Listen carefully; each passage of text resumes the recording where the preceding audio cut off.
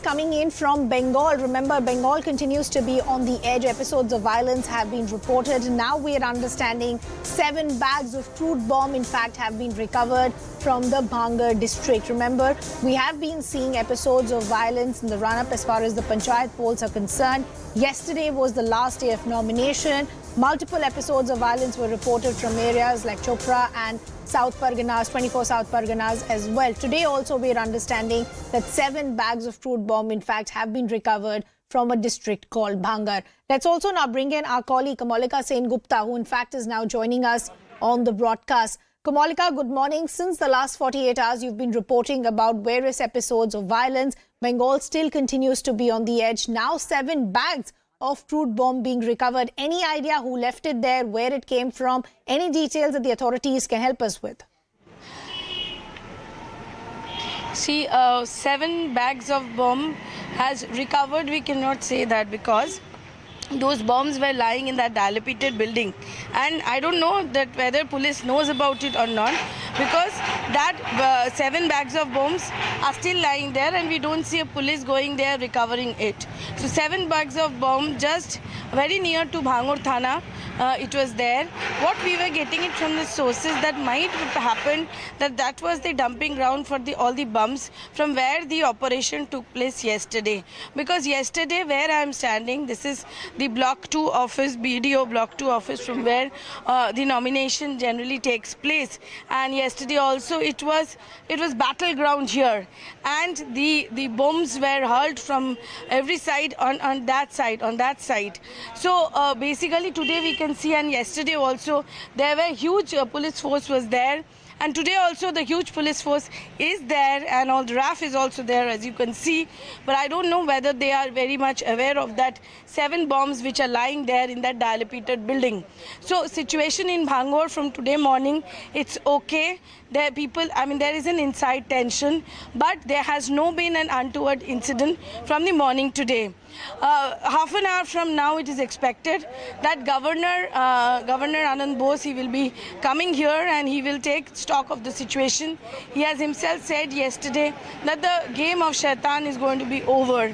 Now, who is Shaitan? That's the big question, because on ground, none of the political parties won this type of violence. That's very clear. But here, this was a battleground yesterday, and today we have also gone in those places where we have seen that still number of cars were set on fire, and those cars still, the smoke is coming out of those cars. The situation was really not okay yesterday, but from today morning the situation is okay, peaceful. The nomination process, which was actually the contention of fight, that is over. There will be no nomination today. So today till now it's peaceful, but 3 lives have gone in Bhangar itself yesterday.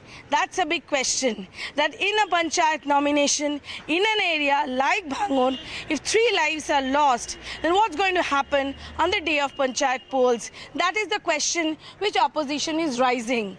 On the other hand, the Trinamool government and the Trinamool party is saying that this is opposition is doing this. Let me tell you, this is a place where ISF is also strong. It's Indian Secular Party. It's dominated by the minorities and the backward class. They have won the MLA seat out here. So it's a clash between TMC and ISF here, which took place yesterday. So the ruling party is saying it's the opposition's conspiracy. It's the opposition who is doing it. And the opposition is saying it's the ruling party which is doing. And definitely the question of what police was doing yesterday, that is also definitely a question. Because it was not police themselves were in target in certain places. Police vehicles were also taught. So, they were also, it was difficult for them to work here. Kamalika, as you rightly pointed out, that considering the fact over the last 48 hours when the nomination was on, the situation has only gone from bad to worse, with the episodes increasing. So the question is, what will actually happen when the elections take place? Considering the fact the Election Commission, the State Election Commission will now have to take a call, what are authorities on the ground telling you? Is there a possibility of increasing deployment on the ground? Because yesterday we saw episodes of violence coming in from 24 South Parganas, Chopra and even Birbhum. So now the clear order of the court has come, which says that deployment of central forces has to be there in all the district. But let me tell you, I have covered 2018 also. If I compare 2018 with 2023, violence in various districts are less. There are 2 points where violence is concentrated. One Bhanagar and one Murshidabad, Chopra, this area. But the thing is that the central forces will be now deployed in all over all the 22 districts barring Kolkata, which is not going for polls. But the big question is that with the State Election Commission take the central forces, or the State Election Commission will be approaching the Supreme Court challenging it, because the State Election Commission's their logic was that they have asked for forces from more than 8 states and they're going to get forces. But let me tell you, on ground, it's very difficult for police also, because the number of police were less. So, this type of violence, if that has to be really arrested, then larger force is required. So whether that is challenged in court or not, in Supreme Court or not, that we have to really see. Governor is going to come in a while. But obviously, these 2 points, Bhangar itself has taken 3 lives yesterday. There was one death in Murshidabad, Chopra. Though the opposition is claiming there's no confirmation from police, until the confirmation police comes, will not run it that how many deaths. But Bhangar, yes, 3 dead. That's a big question on how things went wrong in Bhangar right now where I am standing. Kamalika, I also want to understand another aspect. Till yesterday, the allegation that had been made by the BJP was that their candidates are being intimidated and they're not being allowed to file their nomination. Now, the counter that's come in from the TMC one is that the number of nominations by the BJP are more than the TMC. But the TMC is also going one step forward, and they're also claiming that one of their workers has also been killed. What is the allegation that the TMC is making, and do we have any clarity of what happened with the TMC worker? No, it's not only one place. In Bhangar, one TMC worker has been killed. In Murshidabad, one TMC worker has been killed yesterday. So it was 2 TMC workers.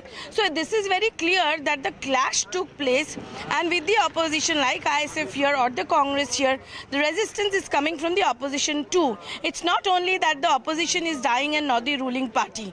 So both the sides are facing the blues.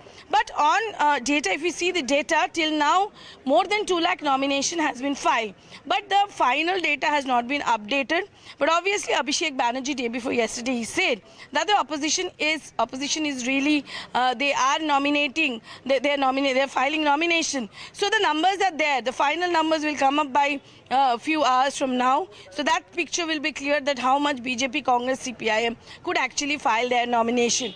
Then things will be clear. What happened in 2018? More than 20,000 seats were uncontested. Will that history report? Doesn't seem so, because the numbers are high. But what happens, how many seats remains uncontested this time? That's a big question. What happens on the poll day? That's a big question.